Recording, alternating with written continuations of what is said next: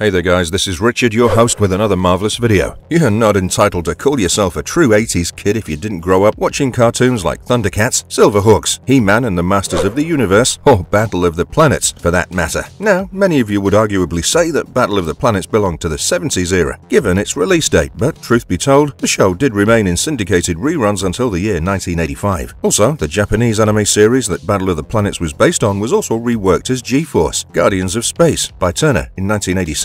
When it finally led Wildstorm Comics and Top Cow Productions to come up with two one-shot crossover comics between the ThunderCats and Battle of the Planets, there was no stopping them from becoming epic. Mind you, both crossovers have been entirely independent and set forth a rather contradictory first encounter between the two heroic teams. So, gear yourself up for today's video, where we'll be exploring both of the rollicking crossovers taking place between the Teenage Ninja superheroes and the humanoid cat creatures. There's chaos, there's confusion, and there are hordes of adventures in store for you. Without further ado, let's dive right into the video then. But before we get into our explanation, we do have one very small request. If you enjoy our content, then please support us by subscribing to our channel. This is a small click for you, but it means a lot to us. Thank you. So, let's begin.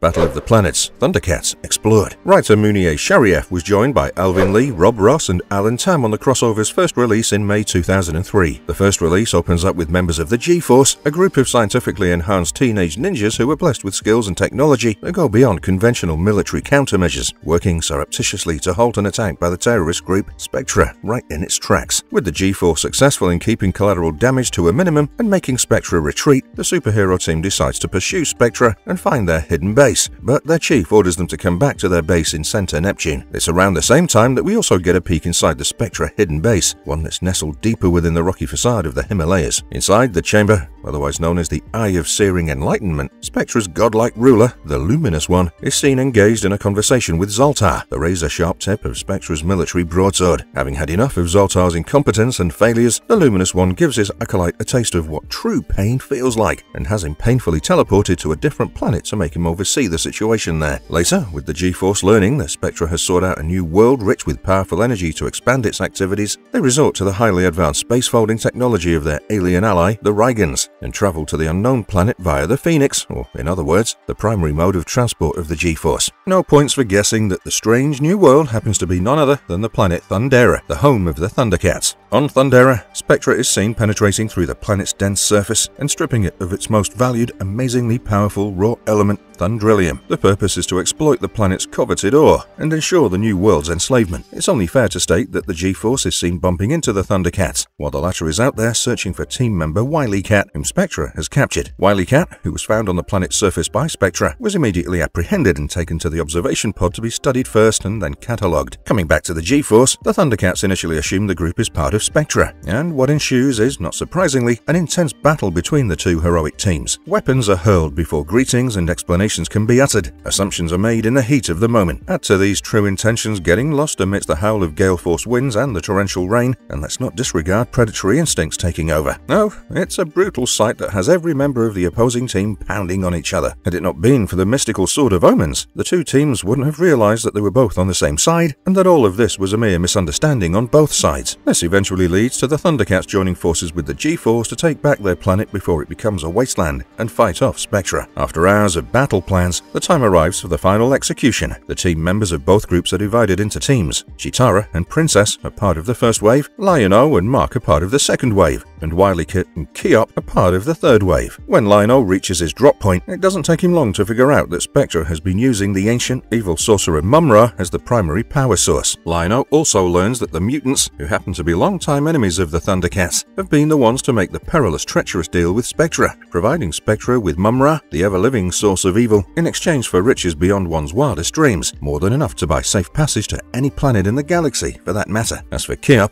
he's seen arriving just on time before Wily Cat is experimented on. And needless to say, sparks are seen flying instantly between the duo. Coming back to Lion-O, he starts getting surrounded by the mutants from all sides when Mark intervenes in the situation and fills in the mutants on the occasional fake promises made by Spectra. Suddenly, a resurgent Mumra is seen waking up from his sarcophagus, and Lion-O wastes no time. letting a completely appalled Mark know that they must immediately leave from there. With Zoltar arriving there, he proves very quickly that he's no match for Mum-Ra. Lino uses this opportunity to have the enemies deal with one another and escape from there along with Mark. Zoltar gets his due punishment for his impertinence and is teleported back to Earth. With Spectra defeated for good, the G-Force returns home after bidding farewell to their new friends.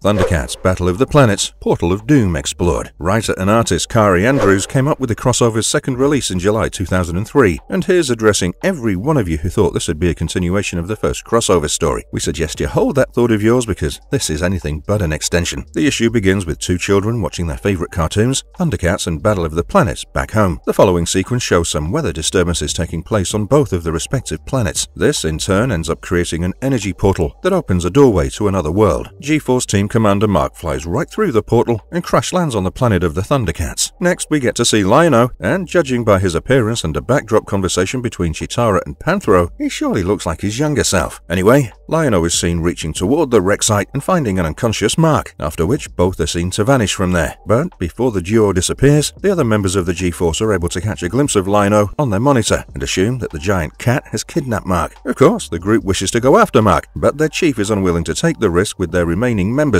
and tells them not to do anything until they know more about the mysterious portal. Meanwhile, the ThunderCats are also seen to be worried. Panthro feels he should never have let Lino investigate things by himself. Tigra tells him not to be so hard on himself, and that they should all be thinking of ways to help out Lino in his current predicament. As for Mark and Lino, both are seen waking up and finding themselves shackled with chains along with a bunch of small robotic bears known as the Robear Bearbles. With Lino and Mark not possessing the Sword of Omens and the latter's wristband, they realize that they're prisoners. Lino, in due course, recognizes the voice behind him as that of the big, ugly mutants, and it becomes all the more evident that the mutants have teamed up with Spectra once again, may we add. It also dawns on Lino and Mark that the energy disturbance they'd faced earlier was basically a portal of sorts. Anyway, as we move ahead with the storyline, the ThunderCats are seen using the portal and popping right through, hoping to find their missing member. And while they're seen going undercover, Jason, who didn't follow the orders of the chief earlier and is already inside the portal, recognizes the ThunderCats as the cat people, whom he holds accountable for Mark's abduction. He immediately alerts the chief along with the remaining members of the G-Force,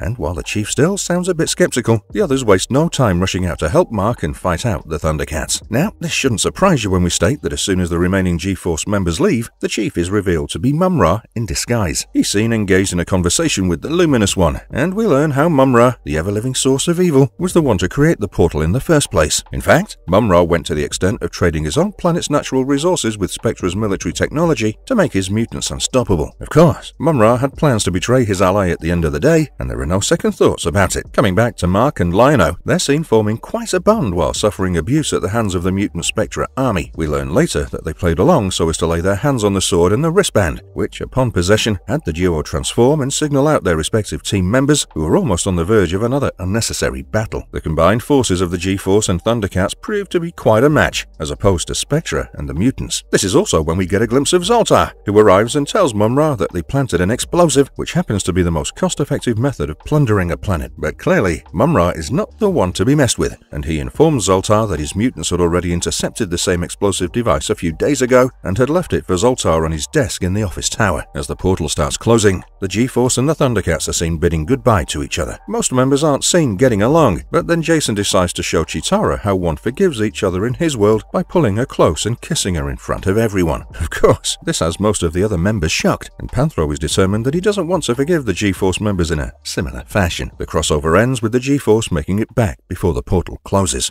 Marvelous verdict. Well, that's all for today, and with this, we finally come to the end of our video here. So, do you call yourself a bigger fan of the ThunderCats, or do you fancy Battle of the Planets more? Also, what do you think of the crossovers? We'd love to know your thoughts in the comment section down below, and we hope you've gotten your fill of comics for today. Now, if you enjoy this video, you know what to do. Please do leave a thumbs up and stay tuned with us, as we promise to come back with more exciting content. Till then, goodbye, and thanks for watching. Have a nice one.